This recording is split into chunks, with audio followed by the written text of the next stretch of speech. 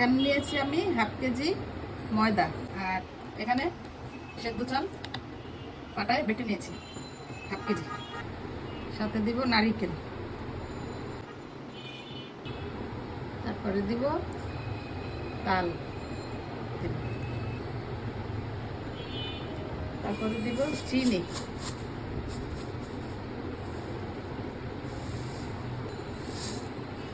দিব লবণ স্বাদ মতো। সাথে একটা ডিম দিয়ে দিব। ডিমটা দিলে পিঠা খেতে সুস্বাদু হবে এবং নরমও হবে।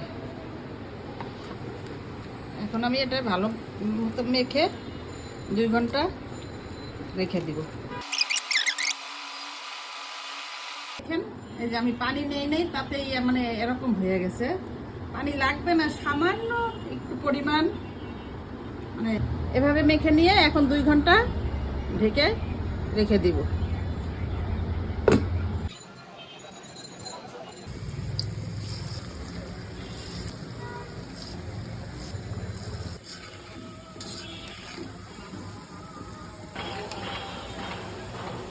কত সুন্দর হয়েছে।